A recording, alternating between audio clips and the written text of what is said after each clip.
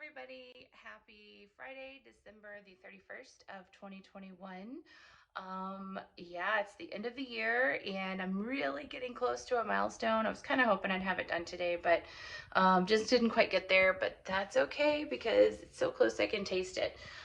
So as you know, we recently, Mom and Mandy and I did demolition in the largest bedroom in the house. So all of the gyp is out of there, but you see I've got plastic on the ground. And that's because I'm actually still taking everything through that room, but I'm really trying to keep everything closed off and keep the dust under control, which is a new problem around here now that things are starting to get a little bit cleaner. But what I worked on today, Mom actually came for a little bit and helped too, was this front hallway. So it kind of jogs. If you look behind me, that is the landing to the staircase.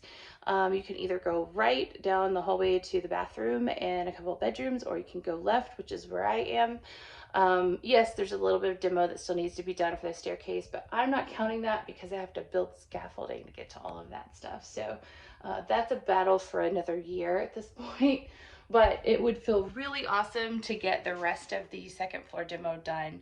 And I'm so close I can taste it at this point. So just some highlights of what you might see. There is a J-box from a light fixture that was recently there, by recent in the last several decades would be my guess. There are no gas lines in this area.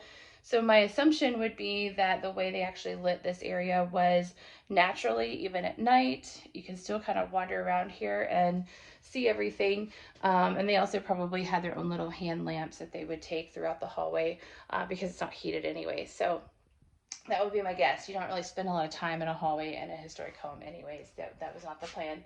No open concept here. So anyways, we have a light at the end of the hall. We will be putting one about center here. So when you come to the top of the landing, we get a little bit more light.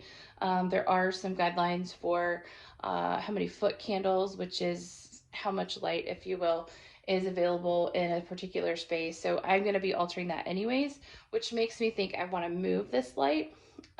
Given that it was not terribly historic, I'm not going to be heartbroken, but the challenge becomes, where do I put said light? I could move it more this direction. An ideal location would actually be across from both bedrooms. But as you can see, we've got an attic ladder there. So, and please excuse the ladder, it's broken. And so I have just shored it up and left it down for now. Eventually I have my eye on a really cool one, so stay tuned for that. But for right now, it does the job. It just looks a little pitiful. And frankly, I kind of want to leave it down because I want the kitties going in and out and helping with any mice or squirrels or anything like that. So really trying to deter that. But you could, in theory, put a light there. I wouldn't suggest it. It's not the most ideal scenario. The other option would be to put a ceiling light here, which would kind of glow through that window, which most people don't even know is there. So I kind of like the idea of maybe highlighting that. None of that's original, but we do need to get a little bit more light in here. So we'll see what happens with that. But that's one of the things that I get to think about now that I've gotten some of the demolition done and I can start to look at all of the details. Other details, you can see here, we've got an illegal connection with all of this wiring business. That was most likely a fire waiting to happen, but to my knowledge, I don't think this outlet ever worked when I've owned the house, so probably a good thing. The next thing would be, what is this big huge hole? Well, it was most recently one of those fold down ironing boards. You can kind of see that there. Now you guys might get super excited about that. Oh, the history, blah, blah, blah. This is what I would call fake history. So you've got your ironing board. This is the door. If you were able to feel it, it's super lightweight. A raised panel, which is not anything like the rest of the house. Hinges are Phillips head screws, you know, just all kinds of things that would tell me that it's not quite right. The stain is not the same. The wood type is not the same. It's not original. Other ways that you could figure out that it wouldn't be original would be looking at what they actually did to frame around it. So when we actually have historic woodwork and trim, don't know if you can see, but they're actually little nails, and they tend to increase right here along the edge because they had to attach um, their burlap, if you will, and then they, or muslin, sorry, and then they attached either their fabric wall covering or their paper wall covering. So there's always kind of an intensity of these little tacks right against all of our historic woodwork. There is none of that here, so that tells me it was not installed at a time that they were doing that type of wall treatment. Also, the 2x4s that are in the wall are new. You can tell just by the color, it's very obvious.